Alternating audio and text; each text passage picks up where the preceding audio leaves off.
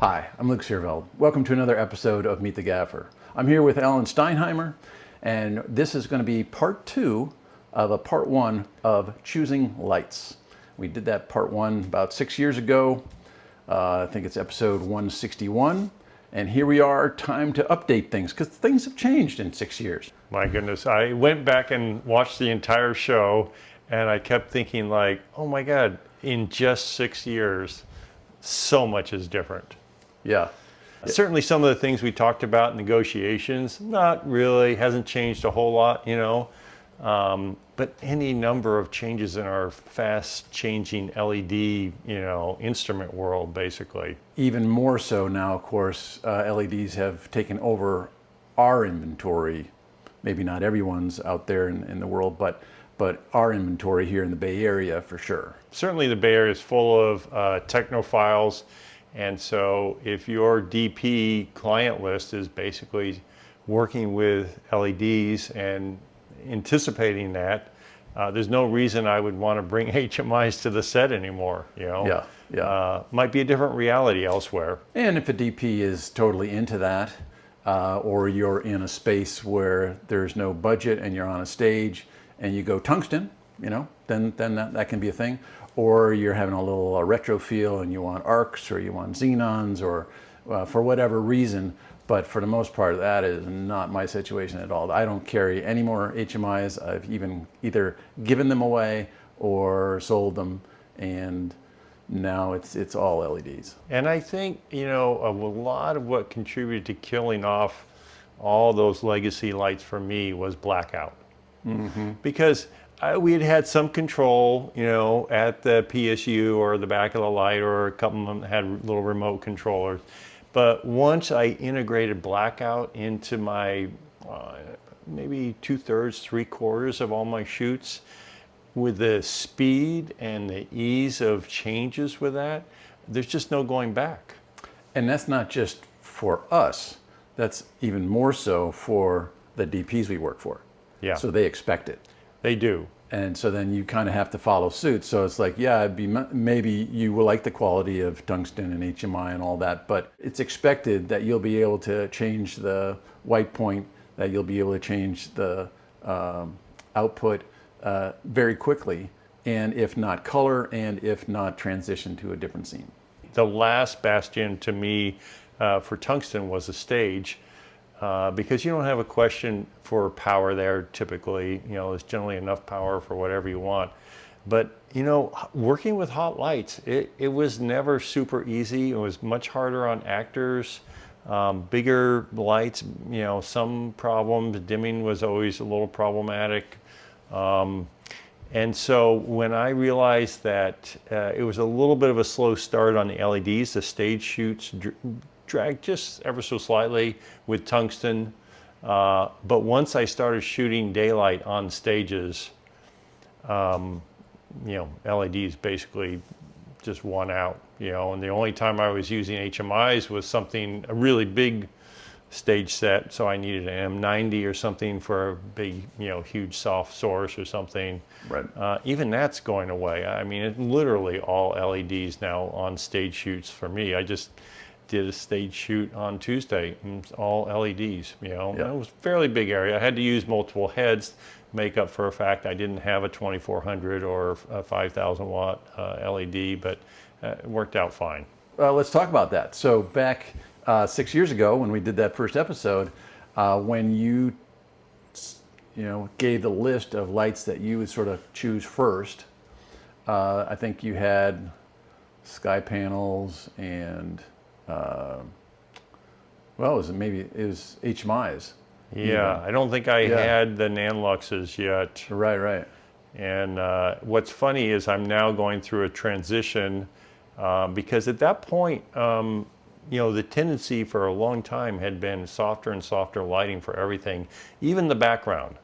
It used to be that we always had soft light on talent, but then often we'd use a bunch of fresnels or Fresnel-like instruments in the back. And I just got this constant mandate from a lot of clients, like, I want it to look like it's not lit. It's like, all right, not my favorite way to light something, right. But so that meant soft light in the background. I think as chips have gotten bigger on cameras and the background's gotten softer, in a way, it almost encourages more a tendency back to hard light because it's already so soft on the focus, especially when you get into this. Totally.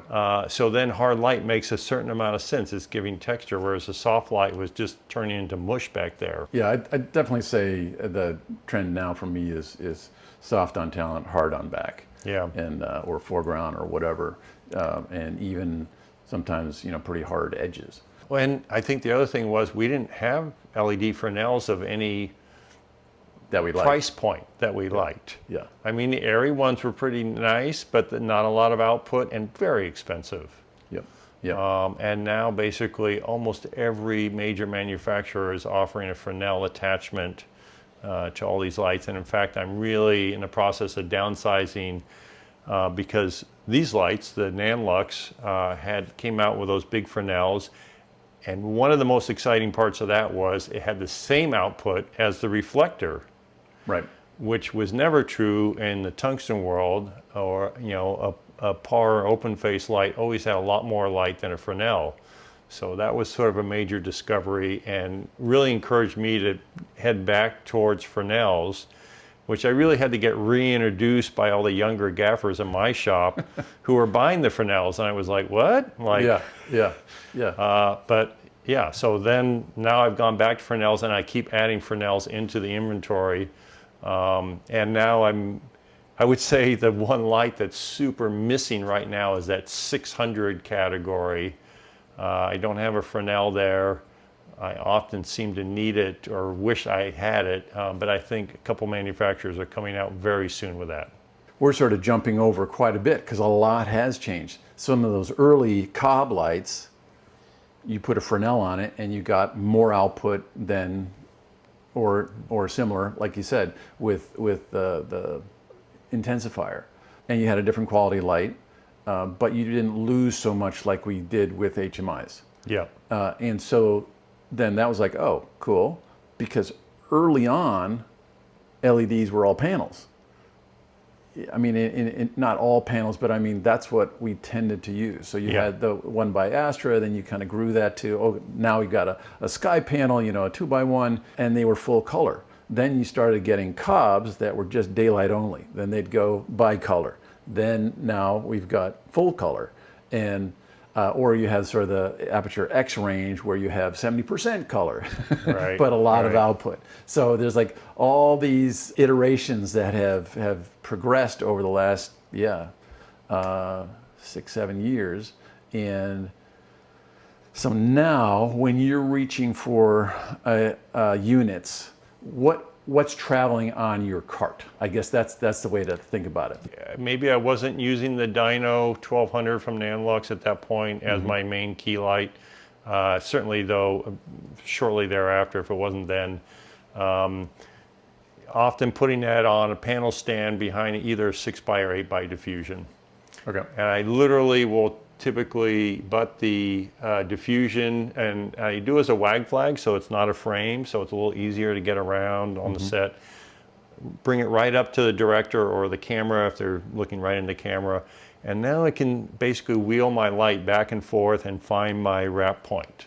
One of the things I like about it.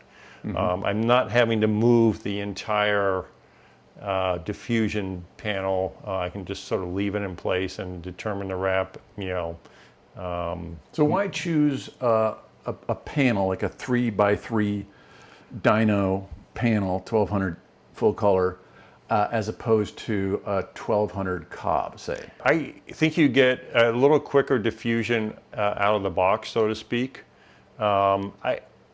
You had this question a while back of people asking you, if I had to buy just one light, what would it be? Right.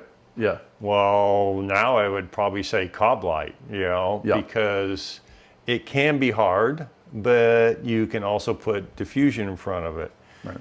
As a gaffer with a couple carts full of lights, I have the luxury of having a variety of things. And so having that panel light means that I'm already diffused, and I'm relatively shallow compared to the diffusion. Yep. So that's all compressed in case I have, tight space or whatever. Yep.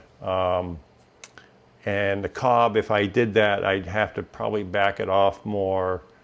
Maybe I'd have to do at least a double break even to get up to the softness of the panel light. Yeah. But that said, those cob lights are becoming more and more useful, and I could see a lot of people using it that way, just as we used to key with a 2K open face with a Chimera, and then sometimes, oh, I have too much light, I'm going to put a 4x4 frame in front of that, and then as cameras got faster and faster, now I'm going to do a 6x now, Yeah. Yeah. and then now I'm going to do magic cloth. Like, Right. I mean, when we started this business, it wasn't, you never thought about putting the equivalent of magic cloth in front of a light for diffusion. You wouldn't have enough foot candles. Yeah. But cameras have gotten conveniently faster and faster. In terms of a cob, now you have a larger footprint, sort of behind your softener. So if your softener is, your diffusion, whatever, is up to as close to talent as you feel you can, now what's happening behind there, and to get the largest spread. Because if you want to fill up that diffusion, so a panel light gives you a little bit more spread right off the bat than a cob, which has to be a little further back. And then now I'm starting to transition more and more to a larger matte light. So I'm getting into those Godox. The 4x4 Godox I've seen you using. It's a true 4x4, so that F800R is like, no, I'll still put a 6x in front of that often. And then on top of that, the Brokeh, so, trying something different. But, now you still have that shallow depth, but you're getting a larger face. So you're spreading out the pixels, and with the higher output of the mattes, you're not getting what you're getting with a 1200, but it's not as compact. Yeah. And so that spread happens sooner, that softness happens sooner, so to speak. And that's kind of what I'm reaching for. And then like the other day too, we had two 2x4s over a long table, and we could just Menace both of them over top like that, and gave a nice soft feel, but still plenty of output. Yeah. One thing about like the Godox or the Lightmat 8, you don't need a crank up panel stand. It could almost be on a C stand. Almost. And we're, I mean, in this corporate world that we work in, like, they can place someone who's going to be interviewed wherever. I mean, you might have to have that light over the top of a desk, and so there's certain logistical things that, these heavier instruments are not always, that I'm limited by using that dyno. It is a nice unit. I pull mine out as well, and it's true that as gaffers and as people who have many units to choose from, given your Scout or your pre-pro discussion, you can pull from different things that make the perfect unit for that job. And so, when I get that question asked about which light should I start with, I guess is really the question, because no one light is going to do everything. Yeah. The cob gives you a lot of options, down from your intensifier to your softbox to your Fresnel to your spot mount even. So, but it doesn't do any of those as well as a purpose-built unit. Yeah. Because the spot mounts, they're still working out the kinks of those. They're nothing like a dedicated unit that does that only. Close, yeah, but getting pretty close. Pretty close. Yeah. Well, and then back to that thing of using the dyno, it's often dim.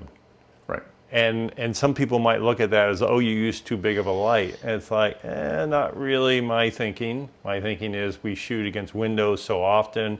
I want to have the possibility to have a full-on amount of light coming out of that. There's even a boost mode. I don't feel bad oversizing instruments to some degree, especially an important light like the key light. The Scout may have said, this is what we're doing, and we're not going to see anything. And then all of a sudden, we're looking this way. Yeah, and we see everything, and we have to fight brightness in the background. So yeah, absolutely. And picking up a little bit on that thread you started, which is this idea, I don't think 6 years ago all these LEDs had so many attachments.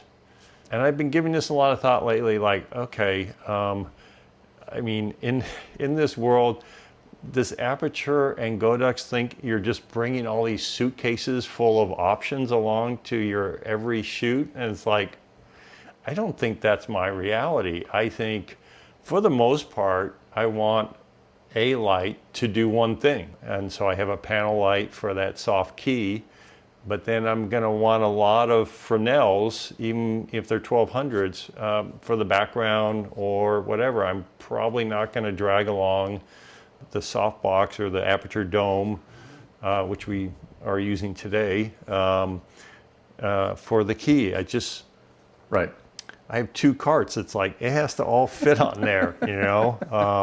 I mean, sure, you can have additional stuff sitting on the truck or in hampers or whatever, but you know, it's almost like when you go to a restaurant and there's a giant menu of 4 pages, you're just like, oh my God, what do I choose? Like, too many options, you know? Right. Like, I actually like a smaller menu, you know?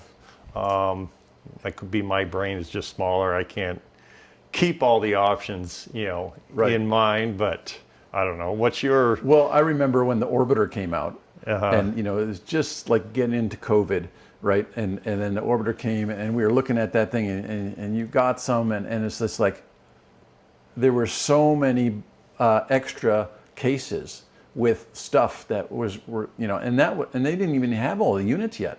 They didn't have the spot portion of that, so there were still things that were coming out, and I'm just like, oh my goodness, you know, this tiny light really, and all the gack that was, so it's like it's that push me pull you thing. If you get a cob, it's going to be less expensive initially than a purpose-built unit, but you have all those pieces that you have to carry around with it. So yeah, you don't always know where to go. I mean, how many accessories are you dragging along typically? Well, that makes for a cluttered truck for sure. And where are you putting those extra lenses? You know, if you're bringing a spot. So it's like, okay, if you had 2 600s and 2 spots and 2 fresnels, and then, you know, can you get the reflector in there? And so you only have one, you know, it used to be you just had one reflector, one intensifier. Now with the larger units, you've got 3. Godox even has like 4 for one of their units. The sort of 3 brands that I'm reaching for a lot, you know, tend to be Nanlux, Aperture, Godox, and they're all sort of following each other in the way that you get all these attachments and modifiers and things. And so when you get into the larger units, you're no longer having the same mount. So now you have to have adapters for that. So like these little 3-foot domes that we have, they're both Aperture domes, but I have an adapter where I can put an Evoke ring on it. And so, but that's another thing that has to get into the case that has the unit. I think in some ways, as you start out and grow your units, you start with the less expensive and then grow with that. And then maybe down the road, you can have more purpose-built units. And I think, you know, maybe we'll go that way. On the other hand, we have so many different types of shoots. And so if you're stuck with purpose-built stuff and you want something that's more adaptable, and so I tend to stay with the more adaptable. Mm-hmm. And then have a few stronger panels and then mats. Yeah. You know, and we haven't even gotten into the small lights. So, you know, there's so many different small lights, and you have to have 2 to 4 to 6 of those, you know, so that you can do little pops in the background, little something in the foreground, little, you know, detail-y things. So back when we talked 6 years ago, what were your small lights? I'm thinking the initial Dado Turbo 7 was out at that point. If it wasn't very soon after. And that was bicolor by then. That was bicolor. Yeah. Well, there was a bicolor version. They actually daylight only, bicolor, and then the latest iteration they offer color now. Right. Best in the latest edition is they basically have lumen radio built in. That didn't have lumen radio built in. And I'm so happy to see these newer lights like the 80C that are small. I don't know. I think this is one of the things the manufacturers have a hard time understanding is a lot of lighting gets done on set by convenience. So if I can stick a dado on the end of a C-stand arm and get it just out of shot and do its thing, even if I feel like, oh, I wish it was a little brighter, maybe I'll just use the spot for that and make a compromise. Because what my next light, the 600, like, debatable whether I'm really going to stick it on a C-stand arm. It's just too heavy, too big, you know? Form factor is huge. Yeah. Yeah, absolutely. Because, and that's why we have to, it's like some people say, well, I'll just get, you know, a large light and dim it. It's like, okay, A, do you have good low-end dimming? That's not a given necessarily. Then do you have good color, you know, in the transition of that dim? And then can you rig it quickly? Yeah. And how much room does it take? So you do have to have, over time as a lighting professional, you do have to have smaller to bigger units just to, fit it into a job. Now, we haven't, you know, we've mentioned 3 manufacturers, but there's also, you know, Fiilex has many purpose-built units. So they started with fresnels, and then now they have sort of broad panel-type units, although they do it sort of a different, instead of one big panel, they have multiples. And then also they have purpose-built ellipsoidal type units. And they've been full color from the beginning. So it's just there you're fighting expense a bit. Yep, you are. Although I love the Q5 Fresnel that they have. I've got 2 of them. And now the Q6. Yeah, a little frustrating. It didn't have lumen radio built in. Oh, well. Yeah. It's worth it. I mean, having a small Fresnel, that's another light I can... It's a little challenging to stick on the end of a C-stand arm, but I have done it many times. And I love the Fresnel characteristics, the barn doors, that I can quickly shape something. And again, as we were talking about, a lot of this stuff ends up in the background. It doesn't have to be perfect. It's a feeling you're trying to create. Which is certainly true for spot mounts as well. For ellipsoidally things, usually we're fuzzing them out, not trying to get a sharp pattern. You know, as we get into these smaller LEDs, to some degree, the same thing happened in the panel lights. Maybe not smaller per se, but lighter. So, so KinoFlow came out with their Freestyle series. Yep. And at first, I had used them a couple times on shoots where I actually needed more foot candles, and was like, okay, that was a complete failure. I needed to use a different light. But as, again, cameras got faster, I use those things quite a bit nowadays, because if you take it out of the chloroplast housing and you use just the honeycomb, it's darn lightweight and so easy to rig in places. Now, you're not talking about the Air, you're talking about... I'm talking about the Freestyle 31. The Freestyle 31 and 41. 41, 21. Yep. And then also the Air Max and the LightMat 4. Again, they're a kind of panel light, but they're now so light and easy and convenient to rig that even though they're sort of becoming old technology at this point, I still use them all the time. Yep. Yeah, I have a cart of Kino Airs and 31s and 41s, and then some tubes. So tubes is a whole sort of another thing, the whole Astera versus Kino versus, now there's the 3 main Chinese manufacturers as well have their own tubes, and they're all coming up, to good quality. Astera still like a step ahead in my book, but and the internal battery. The fact you can quickly switch to manual. I mean, quickly, and the fact that across their entire product line, it's the same software. Yep. My goodness, that is an underappreciated element in LED lighting.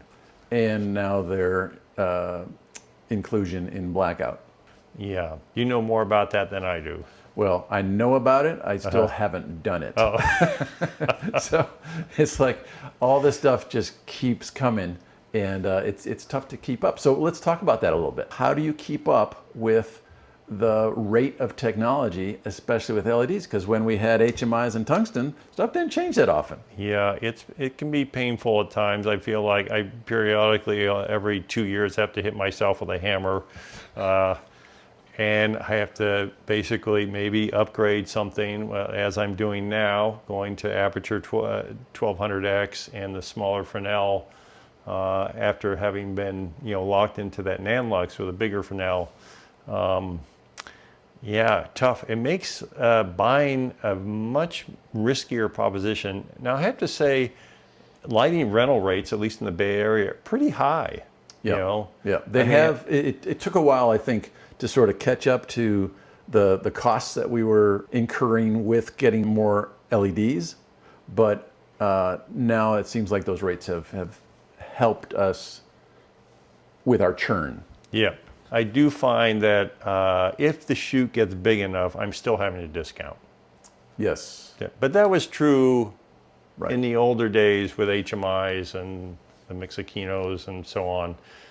Once the shoot gets big enough, people are looking for a little bit of help, and I'm okay with that.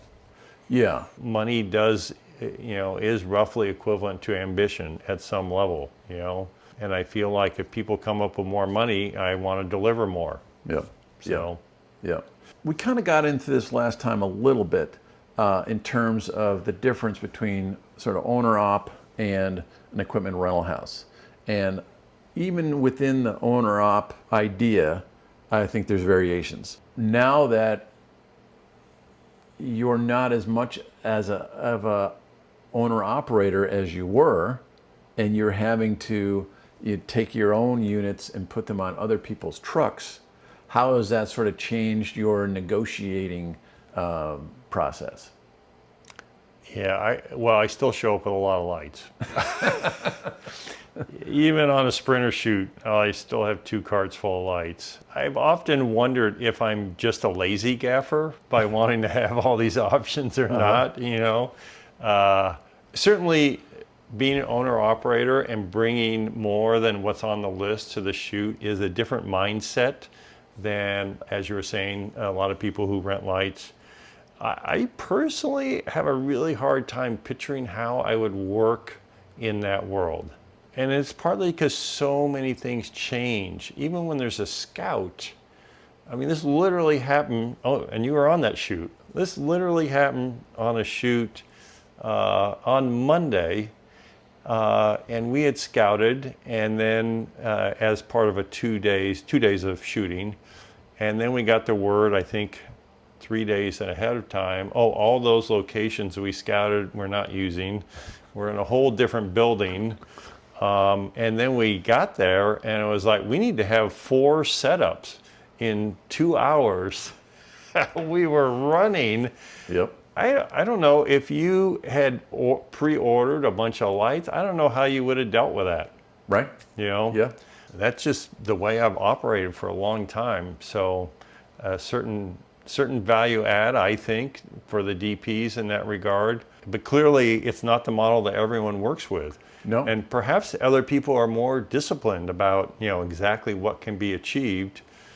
Now, maybe I'm saying yes too many times. Maybe I should say yes less often. But that's part of being the owner-operator, that little advantage, that little value add, which is we can deal with sudden changes in the whole scenario or setup or scene or additional scenes. Right. I don't know. I mean, how do you I know you have quite a few lights on your truck as well.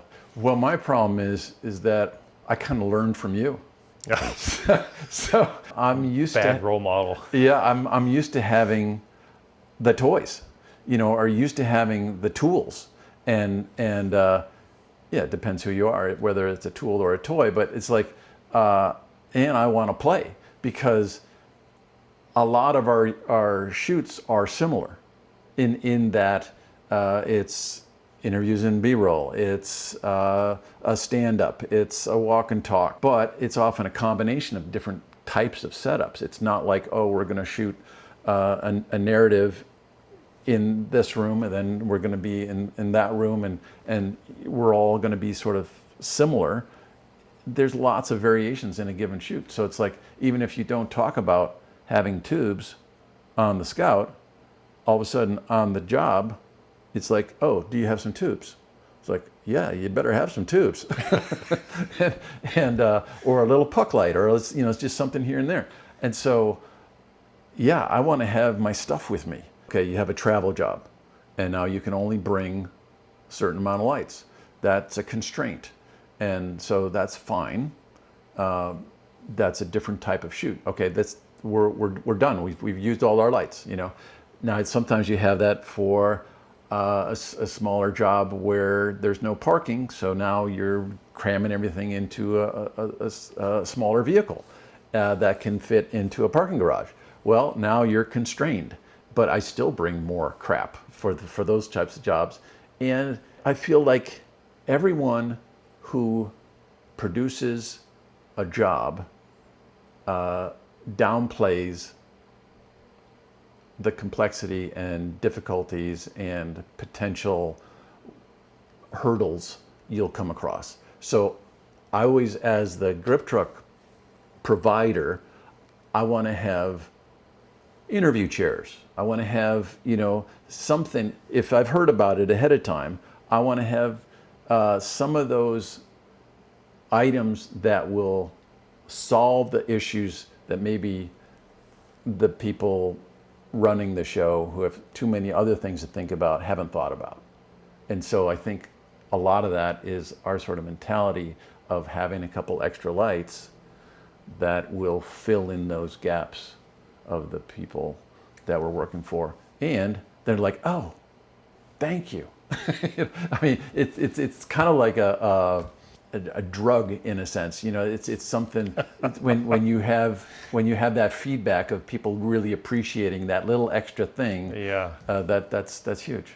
Yeah. I mean, at the risk of sounding like an old curmudgeon, I think that there is less discipline in the organization of shoots, as we go through the years.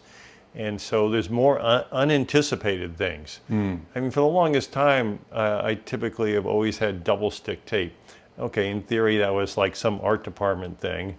But, hey, we're on shoots all the time, no art department. Hey, we need this thing stuck to the wall, I mean, lighting and grip is definitely the problem solvers of the set, So. I've been having a little makeup bag because people forget. It's like, you need a little anti-shine. It's like, here we go. Yeah. It's like, good grief. So the other day, I had someone write in a response to an episode that said, this is great, but, the lights I have, my LED lights, have crappy color. And so what kind of light should I buy? Well, that's such an open-ended question, right? It's crazy. Like, what's your budget? What do you normally shoot? There's like so many different questions there. But often those are the kinds of questions we have for production. When they say, we've got interviews and B-roll, send me an estimate. And you're like, wait. Let's talk. But if it's just about my first light, do you get a 1x1 Astera type unit, or a Pavo Slim? Do you get something like that? Or do you get something like a Cobb that you can make all those different, soft and hard versions of? Yeah. As I think I was saying earlier, I would probably vote for somewhere of a 600 to 1200 watt Cobb light because of all the attachments. But also in terms of the way you want to think about it is like, you need a key light. Yep. You always need a key light, even if it's not through diffusion, even if it's back, coming from the back. You need one light that's brighter or capable of being brighter. Yep. And that's what's so awesome about all the LEDs is, you dim it down if need be. Right. So then it becomes a little bit of a question. Certainly like a 600X or something is a smaller case, smaller light, lighter weight. 1200s are fairly sizable, you know, and Yeah. the cases are fairly sizable. So, and clearly more expensive as well. Yeah. But certainly in that range.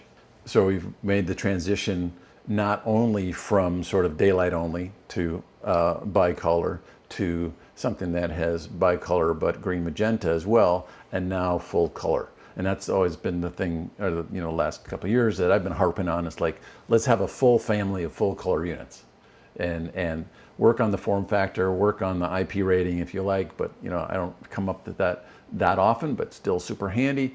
And you know, and now that's starting to happen, and so, which is awesome. So you have like an 80C, and you have a 1000C.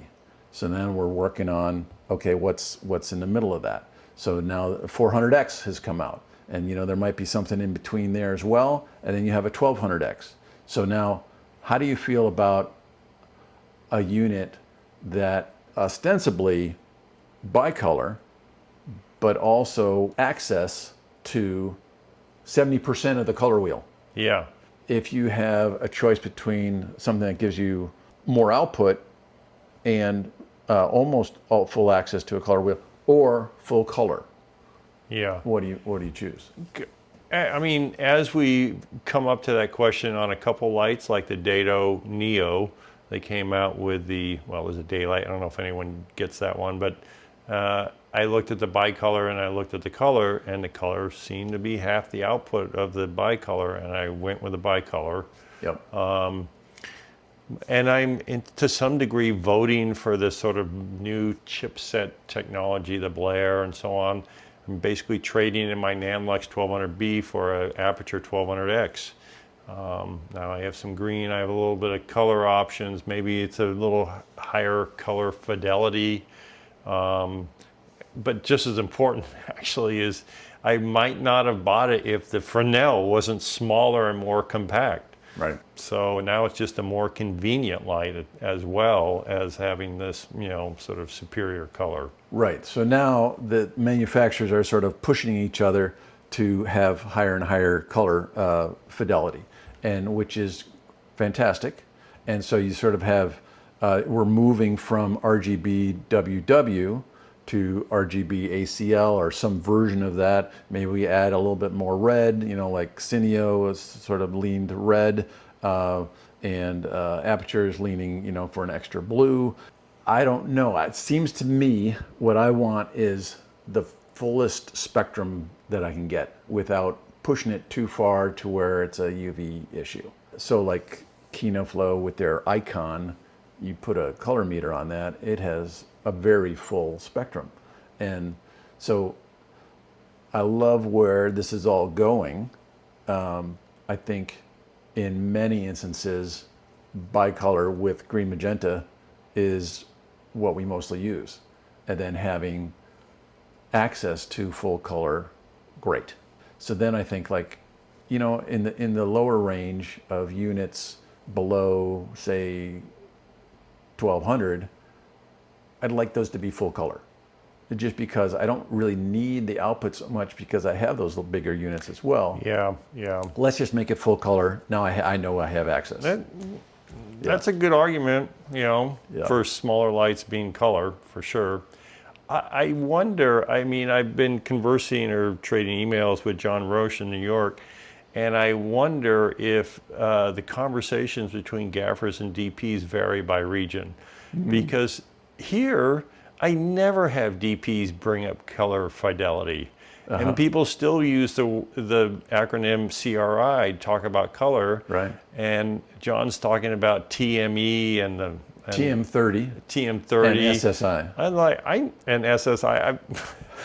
There's nobody that brings that up with me. Yeah, yeah. I mean, not that I want to purposely fall behind on color fidelity, but still, it's just, you know, the DPs are just accepting that or hoping that you have the best available or near best. Sometimes near best is good enough.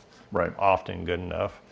And I don't know, you know, I mean, I think just because of, I'm in love with that 1200X as much for the Fresnel size as I am for any kind of color fidelity, you know. Which gets us back to form factor. So like how important that is.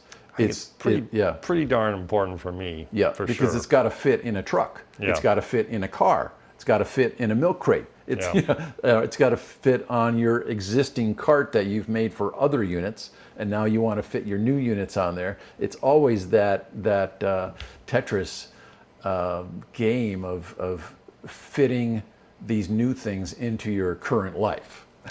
I wonder sometimes, you know, I mean, every time you buy a new light, you get another case from Aperture or Nanlux. And I'm like, you know, now people are literally giving them away for free, you know, when they're done with the light. I don't know. You know, initially I kept some of those cases around. I basically parked those cases up high on the shelf, and they never see the light of day again. So, you know, what these manufacturers think is, I mean, it's a convenient delivery system. It's probably fairly inexpensive. Oh, and very important for smaller owner-ops. Yeah, I wonder what people do with the smaller trucks. Like, if you have a van, these suitcase things aren't going to be all that convenient. Like, how do you store these things? Often, I think what happens is when you first get a unit, you keep it in its case until you find a different way of using it, or you just continue using those cases till they break. Yeah. I mean, just the idea of a clamp for your power box. We never had that with HMIs. Yeah, that's true. And you didn't need it for tungsten, but it's like, then that, I think, I don't know if it was Aperture, it was first, but I mean, they had their own clamp. It's like, now you take that for granted, and you want that. And not to mention a case. Yeah. Like, you got a Joker in a case, but a lot of other lights you never got in a case. You got it in a cardboard box and you were on your own. So it's like now we sort of expect all these manufacturers to have those surrounding accoutrements that'll, you know, make your life easier. Certainly they do. Well, I mean, look at that very well designed Astera case, you know, which I don't own.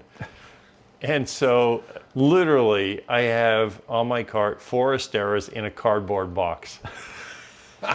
And I don't always know that they're charged 100%, right? The whole point of the case is that you plug the case in, all the bulbs charge. However, the convenience factor of having a bulb in a case, in a cardboard box rather, and I can just yank it out and put it into the scene, that wins out. Yep. And so I've never bothered to buy the case, and I never will. And it's a little bit more of a pain to charge them individually with little chargers, but speed is of the essence nowadays. I mean, that's the Blackout advantage. Right. Speed is of the essence, you know. You have a light that's hanging up or rigged up or menaced out, and you can do it right next to the DP. I often, the last thing I do before we roll, I take my iPad, I walk over to the DP at the camera. It's like, what else? Right. What do we need to just in a very small fashion to make this the best it can be? Yep. And then I go back and I, you know, put it on my little stand and tray, and it's that speed that it sells, you know, the convenience factor of some of these lights, the Dados, the Asteras, and sells Blackout as a way to control things, you know. One thing we sort of touched on last time, and maybe we just take another run at it, and that is, you know, sort of the idea of pay as you go, so lights pay as used, so to speak, versus sort of a cap. Like, I really appreciate it when production can tell me this is what we've got. And then I can figure out, okay, is that sort of hit my minimum number? And then maybe I'll have a few more items or whatever. But if it's a number that makes me feel comfortable, then I don't worry about it too much. You know, about, oh, there's a little extra light here, or we have fewer lights, or whatever it is. It's like we have a number we can work with. When they don't, then I like your thing where you give them an estimate. and say, these are the lights that were asked for by the DP, and now here's the estimate, and then the producer gets involved and like, oh, wait, or we have that, or we absolutely don't have that. I mean, I think on a recent job, you gave them the estimate, and they're like, we have half of that. Yeah, that was the job we did together. I think the cap is useful as a general indication of ambitions, and obviously money that they want to spend. Yeah. But we end up working for the same people over and over, and so they have a general sense of us.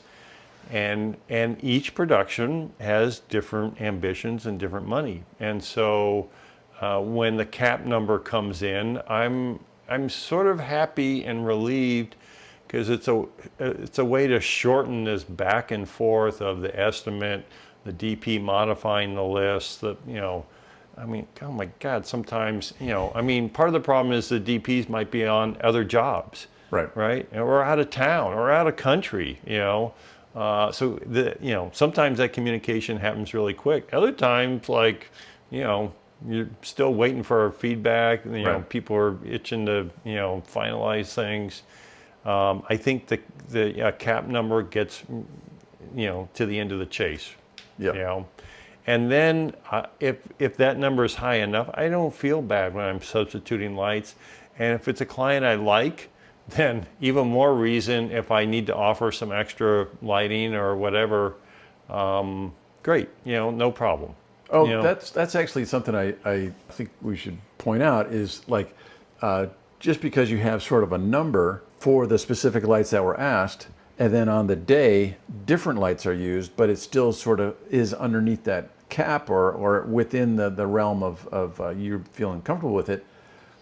That's the beauty of having a truck that has lots of units. Yes. Yeah, because now you feel fine with using the units that are needed for that job. But if you'd only brought the ones that were requested, maybe that wouldn't work out so well. Yeah. Well, I think that's the owner-op advantage, right there. I mean, really the only cost I'm sort of adamant about always charging is expendable costs. Right. Typically window gel, basically. For sure. A Roscoe scrim. I mean, if we think we're going to need that, I will often put in that into the estimate or say, hey, here's your cap, but if we start burning into these, expensive expendables, which they certainly gotten expensive lately, that's an additional cost. Absolutely. Expendables are extra. And then I guess one last thing that I'd like to just talk about a bit, and that is, it seems to me, especially these days, here we are, 2025, getting towards the end of summer, and we've seen what is starting to happen with tariffs and stuff like that. Just, I think towards the end of the year, we're really going to feel it. And, right now, a lot of companies outside the U.S. are eating that tariff, as it changes. And so when that changes, look out, Yeah. And I think, and there are companies that are hurting at the moment. What, Aries up for sale? Like what?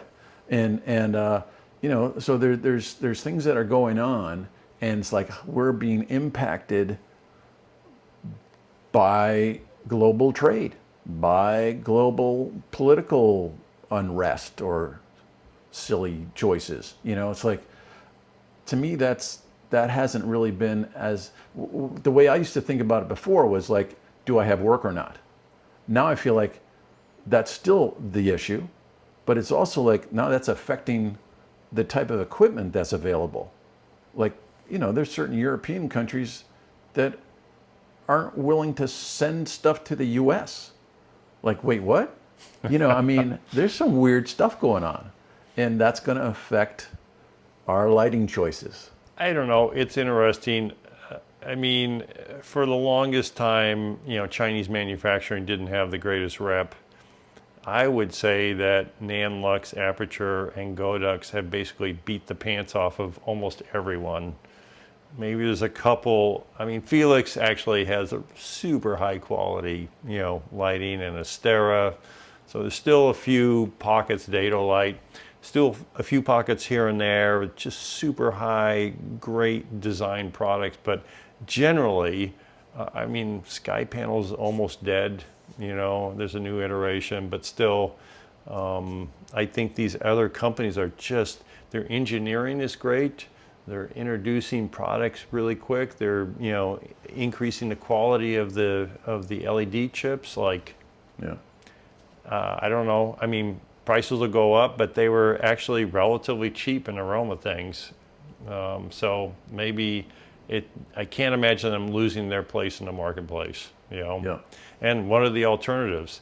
Airy basically doesn't have a 600 watt small cob light. Right. Yep. So, Yeah. and Fiilex is pretty darn expensive in their Fresnel line. Q5 hit that sort of nice, sweet, slightly expensive, but not too much. And I've looked at their 6 and 800, I think, and I keep thinking that'd be nice, but the price is twice as much as a lot of the aperture stuff. Like, the choices are going to be made in favor of the cheaper stuff, especially if you consider the fact that everyone's worried. Well, my Q5 is already out of date. And, now the Q6 has built-in lumen radio.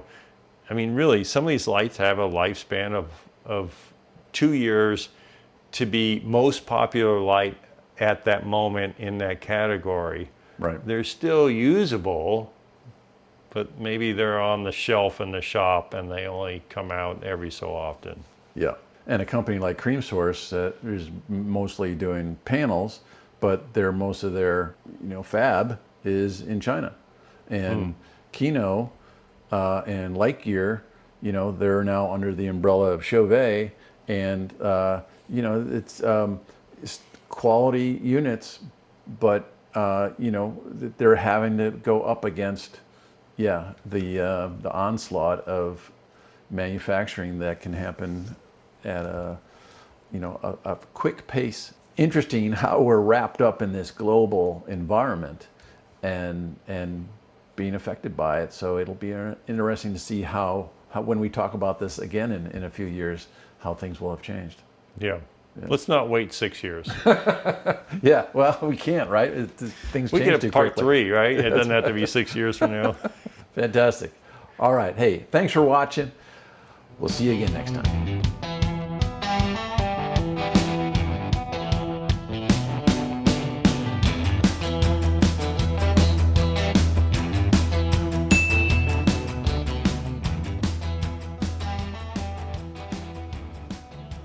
It's sort of a lighting party in Luke's house. Little F200 by that's hitting the back ground there. But we have 3 units, so 900C with a Fresnel, and that's our little fill. And then we've got 1000C Storm in a 3-foot box, and we have the M1000R from Godox, and that's in another 3-foot dome. And they're on Blackout, so that's simple. And then just 2 cameras, so we're sort of doing the 60-minute setup where we don't have a third camera, because that would have to come from this vantage point, and then you'd see your keys in there, and so you'd have to fly them in. But instead, we can just have them on stands. Far side key, always the better looking light. And here's Alan. There's my key. Aki. Here we have Luke as part of our catch-up. And his key right here. A little 3-foot dome-like thing with the egg crate in it. And if we didn't have the crate, it would definitely spill onto me a little bit. Yes. I can see the face. Yes. So the crate does help. And then, like so often, a WAG bounce. Although actually I don't own wag bounces, but Oh yeah. I guess you do. Yeah, I have a black and a black white in 6x and 8x. Yeah, I should probably get one of those. So here's the 2-shot where you see the units. Complicates. I mean, 2 shots always complicate the rigging. You know, it's seldom that it's an easy thing to do. I do find myself using Menace arms or boom arms a lot more. I already had that Matthews one that I modified so I could hang sandbags, and I just picked up the modern one because a lot of times I'm basically arming in the 2 key lights for this situation, and I don't want to have to actually get to the ceiling, get the ladder out and all that, and the Menace arms work pretty quickly. You can't go too big on your light. That's the one. That's where Light Mat 4s and Light Mat 8s and the Air Maxes and the Kinos come in pretty handy. And the F400R. Yeah, that you're using. Yeah, haven't used that. Yeah. Although I liked that 800 the other day. It sort of maxed out the Menace arm. It did. It did. But it worked. I mean, I would consider using that again. Yeah. So. Yeah, that modern Menace has quite an extension. It does, and it's stainless steel risers in it, which I always find, although there's elements of stainless steel I don't like in a regular stand because it's harder to lock the knob to it because it's so hard. Yeah. But in a boom arm, it seems to not bend as much, or permanently, I'd say, not as susceptible to permanent bending because it's so stiff. Right. So I've just had the thing like as an arch and thinking like, well, that's bent. And it went back in. Right. So where it's just a plain steel, a little bit more likely to get a little curve to it, and then you're having to jam your risers basically back in. It's like at a certain point, it's like, okay, that's too irritating. Now I have to order a new riser. Definitely been seeing more, in social media, I've been seeing more use of the Max Menace and the medium Menace. Yeah. Not so much the smallest one, but those look interesting to me. I just don't know that I have the room sometimes for getting it there. Yeah, a lot of room. I used the Max, the big one time. It was brilliant. I'm curious about the mid one. It rents for quite a bit in our shop, so it slowed me down on implementing it anytime soon, but probably on a bigger budget thing. Yeah. The little one doesn't have wheels.